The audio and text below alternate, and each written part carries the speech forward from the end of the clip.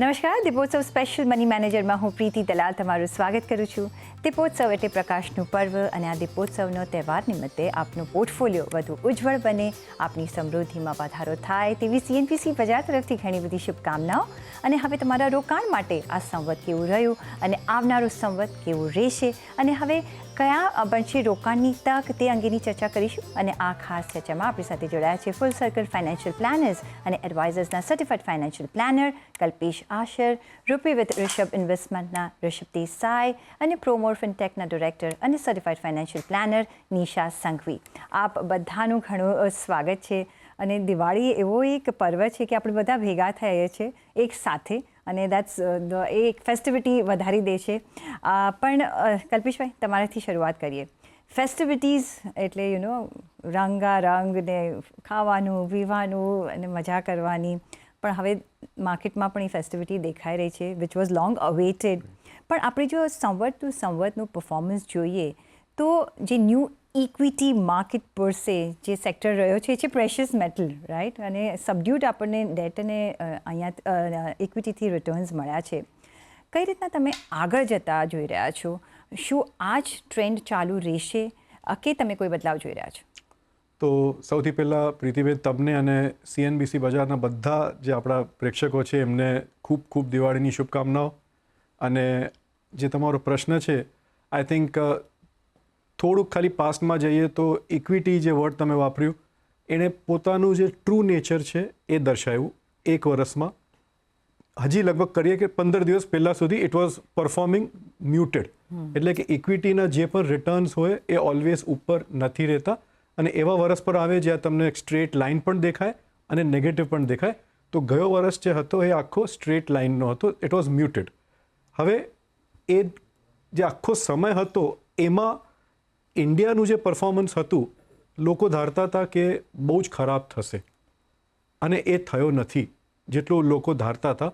But જે domestic investors છે એમણે ઘણો એવો સહારો આપ્યો અને એના લીધે આપણું જે એક આપણે કે ડાઉનફોલ છે એ થોડું લિમિટેડ રહી ગયું. અને છેલ્લા 15 દિવસમાં તો જે થયો છે એ એક દિવાળીનો એટમ બોમ્બ જ થયો છે અને લિટરલી હવે એવરીબડી ઇઝ સ્માઇલિંગ અને ટ્રુ ટુ ધ નેચર દિવાળીમાં થયું છે. બટ એકચ્યુઅલ હીરો આ ગયા વર્ષનો છે ગોલ્ડ અને સિલ્વર. અને અનડાઉટેડલી બિના કોઈ શક આપણે કહી શકીએ કે આટલું આઉટ પરફોર્મન્સ ગોલ્ડ અને સિલ્વરનું જે થયું છે એનાથી, સિલ્વરથી તો એટલીસ્ટ હું સરપ્રાઇઝ છું, બટ ગોલ્ડથી મારા મતે હું સરપ્રાઇઝડ નથી. અને I think I have always bin saying કે કોવિડ પછી જે ઇવન પર્સનલી હું વાત કરું છું એઝ અ ફાઇનાન્શિયલ એડવાઇઝર કે પ્લાનર, કે ઓલવેઝ અમે કહેતા હતા કે ગોલ્ડનું તમારું જે એક પાર્ટિસિપેશન કે એલોકેશન તમારા પોર્ટફોલિયોમાં 5 to 10% હોવું જોઈએ. આજે હું થોડો વધારે કોન્ફિડન્સથી કહું છું કે એક એલોકેશન હું લગભગ બધાને કહું છું કે 15% જેટલું હોવું જોઈએ. અત્યારના લેવલથી પણ અહીંયાથી લેવલથી ઓવરઓલ તમારા પોર્ટફોલિયોના પણ જે વેલ્યુએશન છે એ છતાં તમે કહેશો કે હજી જેને હવે ન હું લીધું હોય હવે હું એની જે રેશનલ છે એ સમજાવવા માંગુ છું. હમણાં હું ફક્ત ગોલ્ડની વાત કરું છું, so let's not talk about silver. હવે કારણ એ છે કે જે સિચ્યુએશન 2020થી તમે જુઓ કે whether it is man made or natural, uncertainties આપણા જીવનમાં, ઇક્વિટી માર્કેટ્સમાં, ગ્લોબલ સ્ટેજમાં એક સર્ટન્ટી થઈ ગઈ છે. So uncertainty has become a certainty. અને whenever this situation આપણે આપણા જીવનમાં કે પોર્ટફોલિયોમાં જોઈએ છે ત્યારે gold has two stand out. અને હું કંઈ 10% થી 50% એલોકેશન નથી કહેતો, હું ફક્ત 5% વધારે કહું છું. અને અહીંયા હું વેલ્યુએશનને માન નથી આપી રહ્યો. એ ફક્ત એક સિક્યોરિટી, એક હેજ, અને હજી પણ નથી કહેતો કે it can out perform equity in the long term. But I think આ એક એવી વસ્તુ થઈ ગઈ છે કેમ કે એઝ પ્રિન્સિપલી અને એથિકલી લોકો આજે શું જોઈ રહ્યા છે દુનિયામાં, એ લોકોને $1થી બીજી કોઈક વસ્તુનો ઓપ્શન જોઈ રહ્યો છે. પોતે સેન્ટ્રલ બેંક આજે ગોલ્ડ લઈ રહી છે અને સેન્ટ્રલ બેંકના જે ગવર્નર્સ હોય ગ્લોબલી એ શ્યોરલી આપણા કરતાં ઘણા અકલમંદ માણસો છે. અને આજે જ્યારે એ લોકો એટલી બધી સર્ટન્ટી બતાવી રહ્યા છે કે આપણે ગોલ્ડ લેવું જોઈએ as a reserve, then I think we as retail investors deserve to have that much small allocation આપણા પોર્ટફોલિયોમાં. જી. Everything else doesn't change. As long as central banks are buying I think interest ratio હવે silver buy કરી રહ્યો છે આપણે. So silver- central banks are buying હવે silver as well. Yeah, so that is a very different territory. જી. કેમ કે silver is again got a utility. Goldની જી. utility doesn't That's have it. any utility. Gold તમે અગર 50 વર્ષ પહેલા પણ 100 ગ્રામ લીધું છે તો એ 100 ગ્રામ જ તમારા જી. કબાટમાં રહેવાનું છે.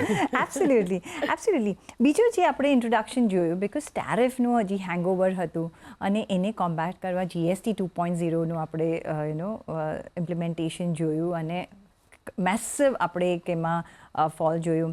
પણ એમાં ખાસ કરીને જે આપણે અત્યારના આ શોમાં ડિસ્કસ કરી રહ્યા છીએ બિકોઝ ઓફ ઇન્વેસ્ટમેન્ટ અને સિક્યોરિટી ઇન્સ્યોરન્સ સેક્ટર મેસિવ અહીંયા એક પેનેટ્રેશનની જરૂર છે ને એ કોશિશ કરી છે GST 2.0ને આપવાની.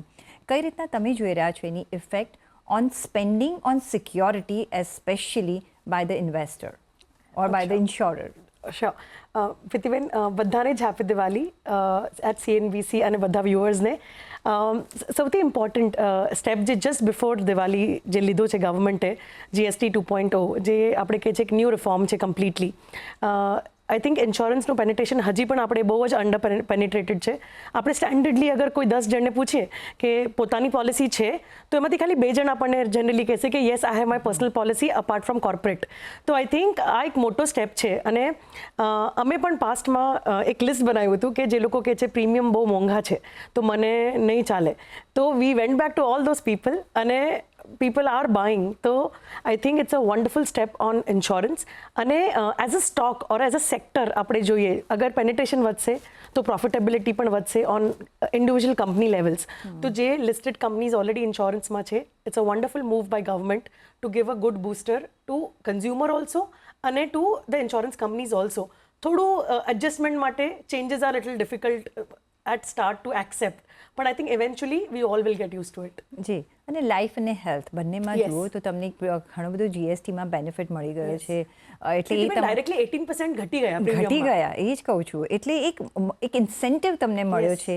આજે જો કોઈ આ દિવાળીના દિવસે આપણે Yes. કોઈ મુહૂર્તમાં આપણે ટ્રેડિંગ કરતા હોય છે કામ કરતા હોય છે ઇન્સ્યોરન્સ લેવો હોય Yes. Pure Yes. Health Yeah. અને લાઈફ કયો બે મને પ્લાન આપી દો હેલ્થના અને ઇન્સ્યોરન્સ કયો લેવો જ જોઈએ? સો સૌથી ફેવરેટ મારું જે છે અગર આપણે હેલ્થ ઇન્સ્યોરન્સમાં વાત કરીએ હું 2 આપીશ. ICICI લોમ્બાર્ડનું એલિવેટ કરીને પ્લાન છે. એમાં તમને ફીચર્સ મળે છે. You can pick and choose એક બાસ્કેટ તરીકે કે તમને કયું ફીચર્સ જોઈએ છે. પ્લસ એમાં તમને ક્રેડિટ સ્કોરનું ડિસ્કાઉન્ટ પણ મળે છે જ્યારે તમે લો છો. તો that's number 1 plan. Number 2 HDFC એર્ગોનું Optima Secure. I prefer general insurance companies over standalone like Manipal Star and Bupa of the worlds. પણ general insurance companiesમાં આ બે મારા ફેવરેટ છે. અને લાઈફ ઇન્સ્યોરન્સમાં આપણે ફક્ત પ્યોર ટર્મ પ્લાનની વાત કરશું પ્રીતિબેન. વેનીલા પ્લાન જે આપણે Absolutely, હંમેશા yes. વાત કરતા આવ્યા છે અને like it's light on the pocket as pocket well. Also અને નીડ ઓફ ધી આવર છે રાઈટ. અગર આપણે આજે મુહૂર્તના દિવસે ટ્રેડિંગ એટલે બહાર તમે કાંઈ શોપિંગ કરવા જશો તો પહેલાં તમે તમારા મોબાઈલ એપમાં જઈને તમે કાં તમારા એડવાઇઝરને કોલ કરીને એ પોલિસીનું બટન દબાવવું જરૂરી છે. એકદમ જરૂરી છે. ઇન્સ્યોરન્સ માટે આઈ વાઉચ ફોર ઇટ કે તમારે લેવું જ જોઈએ નહીં તો બધા તમારા ઇન્વેસ્ટમેન્ટ્સ ખલાસ Not થઈ worth જશે it, yeah. જો કોઈ મુસીબત આવે છે યસ. તો. અને ટર્મ પ્લાનમાં આપણે કહીએ પ્યોર ટર્મ પ્લાનમાં ICICI પ્રુડેન્શિયલનું સિક્યોર પ્રોટેક્ટ કરીને પ્લાન છે. I think it has inbuilt waiver of premium inbuilt છે. એમાં એક્સ્ટ્રા પ્રીમિયમ નથી આપવું પડતું. It's a wonderful product because અને second product that I really like is HDFC લાઈફનું. So I think these are two click to secure કરીને. So these are two life ઇન્સ્યોરન્સનો term plan product છે. Pure vanilla death benefit આપણે working એજ સુધી લેવું જોઈએ. Most of the people do a mistake of buying till 85, 90, 100. જી. તો તમારી security માટે છે રિટર્ન્સ માટે નથી. સો પ્યોર તમારે બેસિક પ્લાન્સ પણ તમે લો છો તો એક તમને બીજી કોઈ ચિંતા નહીં રહે. પણ જે રશિયા મ્યુચ્યુઅલ ફંડ માર્કેટ્સે ભલે પરફોર્મ કર્યું હોય ન કર્યું હોય પણ SIP inflow wow every month આપણે વધારો જોયો છે ને ડોમેસ્ટિક ઇન્વેસ્ટર્સ રિટેલ ઇન્વેસ્ટર્સે માર્કેટને ફૂલ સપોર્ટ આપ્યો છે. મે બી બિકોઝ બીજા કોઈ એવેન્યુઝ નહોતા જે આપણે કોઈ રિટર્ન્સ મેળવી શકીએ. કારણ કે જો ડેટ અને ઇક્વિટીને કમ્પેર કરીએ તો ઇક્વિટી માર્કેટ્સમાંથી કમ્પેરેટિવલી આપણને વધારે રિટર્ન્સ મળ્યા છે. કઈ રીતના તમે જોઈ રહ્યા છો આ પરસે પ્લસ તમે જો માર્કેટમાં નિવેશ કરો કે મ્યુચ્યુઅલ ફંડ કે પીએમએસ આપણે જો નજર કરવું હોય, કઈ રીતના પરફોર્મન્સ જોયું છે ને આગળ જતાં શું હવે વધારે આપણે એક્સપેક્ટ કરી શકીએ છીએ? તે પહેલાં તો બહુ ધન્યવાદ મને શો પર બોલાવવા માટે, અને બધાને હેપી દિવાળી. તમે બહુ કરેક્ટલી પુટ કર્યું કે હવે માર્કેટમાં બહુ બધા ઓપ્શન્સ આવી ગયા છે હવે, અને ઇન્વેસ્ટમેન્ટ પ્રોડક્ટ્સ પણ ઘણા બધા આવી ગયા છે. વેધર મ્યુચ્યુઅલ ફંડ્સ કહી લો, પીએમએસ કહી લો, એઆઈએફ કહી લો, તમે બોન્ડ માર્કેટમાં પણ કેટલા બધા બોન્ડ્સ આવી ગયા છે. પણ I feel to answer your question very specifically, firstly I think the best is yet to start. કારણ કે એક વર્ષથી માર્કેટ તો એકદમ સબડ્યુટ રહ્યું છે. માર્કેટે બહુ કંઈ ખાસ કમાવી નથી આપ્યું. જેવી રીતના કલ્પેશભાઈએ પણ કીધું કે લાસ્ટ 10-15 ડેઝમાં માર્કેટે ઉચકાયો જે દેખાયો છે, પણ આઈ સ્ટીલ ફીલ આ થોડું એક ટેમ્પરરી રેલી છે, થોડું ટ્રેલર છે હમણાં, થોડું આ કે હવે અમે trailer શું છે. કરવા આવવાના છે માર્કેટમાં. I think the best is yet to come. I think and the best will start from next year. This is what I truly feel. અને આ ટાઈમે જે ઇન્વેસ્ટર્સ ઇન્વેસ્ટ કરશે એ ડેફિનેટલી બુલ માર્કેટમાં double digit superior risk adjusted returns કમાવાના છે. This is what my personal belief is. So I think this is number one, this is a very good time કે તમે એસઆઈપી કરો, કે તમે lumpsum investment કરો. I think this is a very good time to do both SIP and lump sum. Now coming to the second question કે હવે performance કેવો રહ્યો છે અને કેવી રીતના આગળ રહેવાનો છે. Between mutual fund and PMS, I feel mutual fund is a one-stop destination for everything. આજે મ્યુચ્યુઅલ ફંડ શું નથી કરી રહ્યું? તમે ઇક્વિટી માર્કેટમાં પણ ઇન્વેસ્ટમેન્ટ કરી શકો છો. ઇક્વિટી માર્કેટમાં પણ large cap, mid cap, small cap, અલગ અલગ strategies, growth, value, momentum, right. હવે ઇક્વિટીના અલાવા તમે આગળ જશો તો ડેટમાં બોન્ડ માર્કેટ આવી ગયું. ડેટમાં corporate bond funds, government securities આવી જાય છે, કમોડિટીઝ આવી જાય છે, વિચ ઇઝ ગોલ્ડ ને સિલ્વરના ઇટીએફ્સ ને એફઓએફ આવી જાય છે. પ્લસ મ્યુચ્યુઅલ ફંડ્સ તમને ઓફશોર ઇન્વેસ્ટમેન્ટમાં અવેલેબિલિટી કરીને આપે છે. એટલે તમને ચાઇના રિજનમાં ઇન્વેસ્ટમેન્ટ કરવું હોય, યુએસમાં કરવું હોય, એશિયામાં કરવું હોય, યુરોપમાં કરવું હોય. So I feel today mutual fund is actually a one stop destination. તમારે બીજે ક્યાંય જોવાની જરૂરત જ નથી.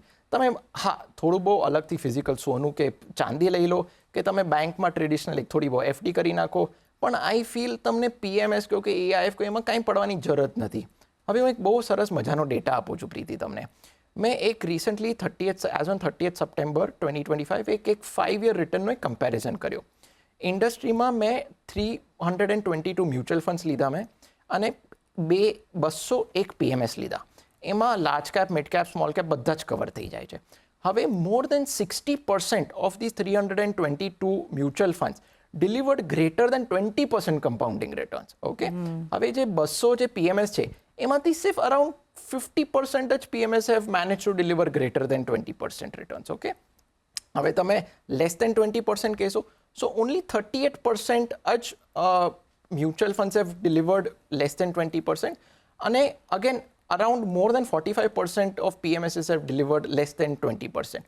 એટલે તમે રેશો જોશો, લેસ દેન 20%માં મ્યુચ્યુઅલ ફંડ્સ ઓછા રિટર્ન્સ આપ્યા છે, ઓછા પર્સન્ટેજમાં થાય, અને ગ્રેટર દેન 20%માં વધારે મ્યુચ્યુઅલ ફંડ્સે ડિલિવર કરીને આપ્યું છે.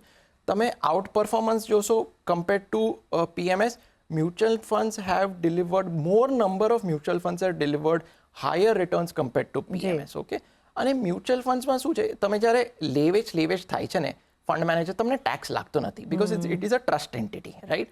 સો તમે જ્યારે સીધો એન્ડમાં જ્યારે વેચો પ્રોડક્ટ, ત્યારે તમને ટેક્સેશન લાગે છે. પણ ઓન ધી અધર સાઇડ તમે જ્યારે પીએમએસમાં જ્યારે ફંડ મેનેજર લેવેચ કરશે, તો it is directly taxed in your hands. તો ઇન બિટવીનના લેવેચમાં પણ તમને ટેક્સ લાગે છે, અને જ્યારે તમે ફાઇનલી બધું વેચીને તમે પૈસા ઘર ભેગા કરો ત્યારે પણ તમને આખો ટેક્સ લાગે છે. So I am not against PMS. there are certain PMSs which have done phenomenally well, પણ ઇટ ઇઝ વેરી ડિફિકલ્ટ કે to cherry pick that PMS કે હવે આજે હું એક PMSમાં ઇન્વેસ્ટમેન્ટ કરું, તે કયું PMS આગળ જઈને હવે શું રિટર્ન્સ આપશે, આઈ ડોન્ટ નો. બેઝિકલી તમે મ્યુચ્યુઅલ ફંડ થ્રુ રોકાણ કરો, વન સ્ટોપ ડેસ્ટિનેશન. Absolutely. તમે એક આખો બુકે બનાવો, તમે આખું વર્લ્ડ ખરીદી શકો છો એમાંથી, વર્લ્ડ માર્કેટ્સમાંથી ખરીદી શકો છો. અને કલ્પેશભાઈ, પાવર ઓફ આપણે રિટેલ ઇન્વેસ્ટર જોઈ લીધો, જેમ રિષભે બી વાત કરી, એને જે રીતના એમને ઇક્વિટી માર્કેટ ચલાવ્યું છે, મ્યુચ્યુઅલ ફંડમાં જે સતત રોકાણ આવી રહ્યું છે, એ લોકો વગર FIIsને જો આપણે ડિપેન્ડન્ટ હોત તો અત્યારના માર્કેટની આ કન્ડિશન ન હોત. We would have been in much worse situation. કઈ રીતના તમે આગળ જોઈ રહ્યા છો? બિકોઝ હવે એક્સ્ટ્રા કેશ છે, GST બેનિફિટ છે, એટલે લોકો નિવેશ પણ કરશે, લોકો સેવ બી કરશે અને લોકો સ્પેન્ડ બી કરશે.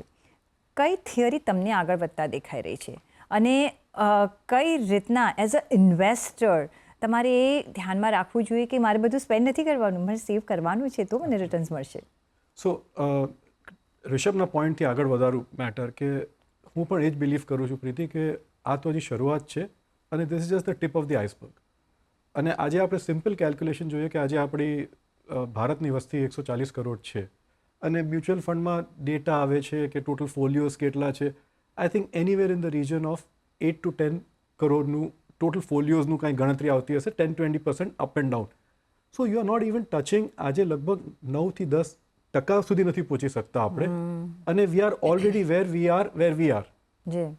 અને તમે વિચાર કરો કે જે રીતે એજ્યુકેશન ચાલી રહ્યું છે, ફાઇનાન્શિયલ એજ્યુકેશન, જે રીતે હવે લોકો આપણે કહીએ કે 10 વર્ષ આપણા ઘસાયા પછી આજે લોકો સમજી રહ્યા છે કે mutual fund is the right way, mutual fund સહી એનું જે એક હેશટેગ બની ગયું છે. So people have started understanding. Plus આમાં રેગ્યુલેટર્સનો બહુ મોટો રોલ છે અને રેગ્યુલેટર્સ પોતાની સતત મહેનત કરી રહ્યા છે કે જે ખોટી ચેનલ્સ છે, જે સ્પેક્યુલેટિવ ચેનલ્સ છે, એ લોકો એને એકદમ નેગેટ કરે અને લોકોને કહે કે ભાઈ તમને જો સાચી વેલ્થ બનાવવી હોય તો mutual funds is the way. અને એમાં પણ તમે જુઓ કે આજે AMCs છે, જે એસેટ મેનેજમેન્ટ કંપનીઝ છે, એક ટાઈમ પર આપણે જોતા હતા ખાલી 25-30 હતી, આજે લગભગ આપણે 50ને ટચ કરવા આવ્યા છીએ. અને આજે લિસ્ટિંગમાં પણ જે નોર્મલ આપણી AMCs છે એ લિસ્ટ થઈ રહી છે. તો જે સ્ટેપ્સ બધા લઈ રહ્યા છે અને જે એક ફાઇનાન્શિયલ ઇન્ક્લુઝનનું માહોલ બની રહ્યું છે, આજે લોકો આપણે કહીએ ને કે દે બર્ન ધેર હેન્ડ્સ. અને મોટા અને I am not talking about retail investor, ખાલી આજે સ્પેક્યુલેશન કરીને આજે એવા કેસીસ છે મારી પાસે પ્રીતિ, જે આ બધા એક્ઝોટિક પ્રોડક્ટ્સ જે રિષભે વાત કરી, PMS, AIF અને યુ હેવ ધ વર્લ્ડ. હજી PMS, AIF તો હજી હું કહીશ કે ટ્રાન્સપેરન્ટ છે. એનાથી વધારે કોમ્પ્લિકેટેડ પ્રોડક્ટ્સમાં પોતાના હાથ કાઢીને દે હેવ કમ, હમકો મ્યુચ્યુઅલ ફંડ કરના હૈ. Because it's simple. અને I am talking about that HNIs જેને હવે મ્યુચ્યુઅલ ફંડનો રસ્તો અપનાવ્યો છે, કેમ કે સમજી ગયા છે કે આ જ એક માધ્યમ છે કે જ્યાં તમે તમારી આવક તમે સંભાળો, તમારી જે નિવેશ છે એ AMC સંભાળશે અને that is how you will grow. જી, સિમ્પલ રીતે આપણે કંઈ શોપિંગ કરવું હોય, એમેઝોન હોય કે જે પણ હોય, મિન્ત્રા હોય કે વોટેવર હોય, 1 ક્લિકમાં ફટાક દઈને આપણે શોપિંગ કરી લેતા હોય છે. એવી રીતે જ રોકાણમાં બી તમારે જ્યાં રોકાણ કરવું હોય, પછી એ મ્યુચ્યુઅલ ફંડ હોય, સ્ટોક માર્કેટ હોય, તમે 1 ક્લિકથી એ ખરીદી શકો છો. It's become so simple. Digitisation has played a big role. તો એક તમારું વ્યાપ પણ વધારી શકે છે. ઇન્ટિરિયર સુધી આપણે ફૂલ ઇન્ડિયા આપણે કવર કરી રહ્યા છીએ, રાઈટ? પણ જ્યારે વાત કરીએ નિશા, વિમેન ઓલ્સો આપણે ઘણા બધા શો કર્યા છે કે મેનેજ કરવું જોઈએ એમના ફંડ્સને. આ વુમેન ઓરિએન્ટેડ અને money management skills, I think we women have that factory setting. Yes, we have that.